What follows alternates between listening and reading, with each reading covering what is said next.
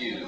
And, well, we're sort of out of the numbers, and we're just moving into the extra realm here. So this is all gravy, as they say. Yes, gravy. I like it. Well, we'll put you on the list. I don't know how time's going, but I never carry a watch, so. Big cusimano! Cusimano! Woo! Woo!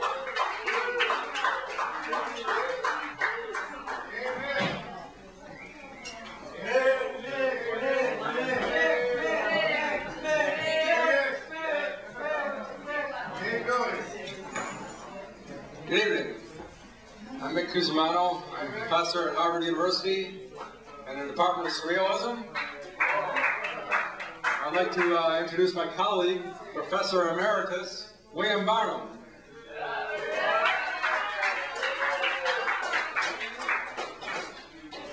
Tonight we will discuss art history. This here is a recent painting called Naked City. In the first panel, Ravenous Piglet is kicked through the air by a waiter in Paris, and Jessa says, he gets kicked out of every coffee house in town. Lee Kidd steps up and puts his 2 cents in. He admonishes the waiter. Monsieur, this piglet has been educated at the Sorbonne, speaks 7 languages, and can discuss existentialism. In the next panel, the waiter apologizes and says, "Venez-vous manger maintenant," and serves the piglet. And in the final scene, Jess and Lee Kidd say, "That's more like it." What does that mean in French? You have to ask Lee Kidd because I don't know French. All right, next one.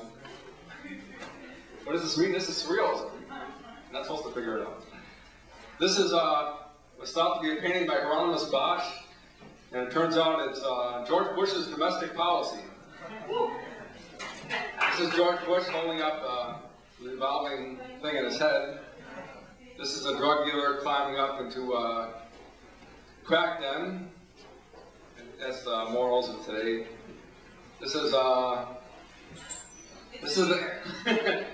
director of the committee for slashing the federal budget, asleep at the wheel.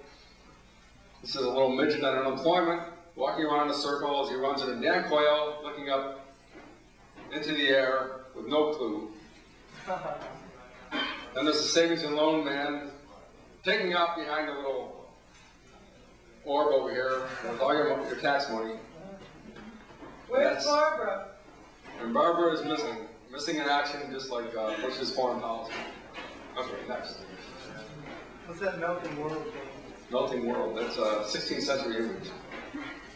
What's this? Oh, this is a Jewish bride by Rembrandt. This is hanging in Amsterdam. And it's, let me read the back. The man appears to have placed a gold chain on the woman's neck, and his right hand remains on her breast. It is a work of utmost simplicity and represents one of the greatest expressions of tender love and fusion of the spiritual and physical love in the history of painting. Okay, that's Rembrandt. We found another part of the painting over here, and it turns out that it's a Jewish bride. This is a local constable, and the Jewish bride is pressing charges of sexual harassment. Okay, next.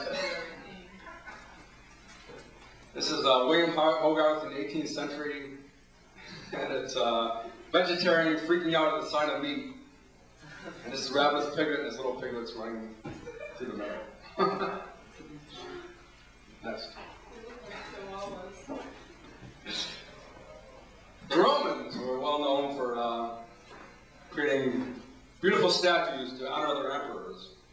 Augustus Caesar, for instance, was portrayed as a tall, noble, enlightened monarch, an emperor in the highest glory of the Roman Empire. Historians from the British Museum, however, discovered that, in fact, Augustus was short, puny, bald, and only had 3 teeth in his head. Flip it over. So much for the ancient art of public relations. Discussed with Caesar.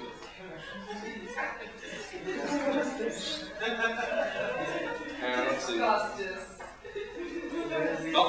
some more. the other one. Let's discuss this a little Let's more. discuss this.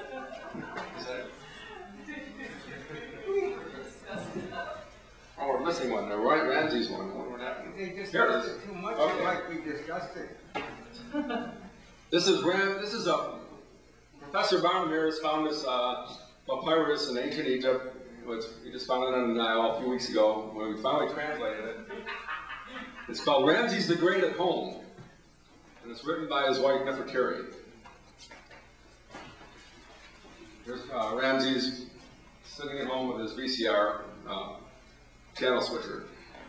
And his wife says, "Oh, great Ramses, Pharaoh of Upper and Lower Egypt, divine son of Raman Ra, master of the chariot, almost omnipotent and exalted conqueror of the Hittites. Get your dirty socks off the couch."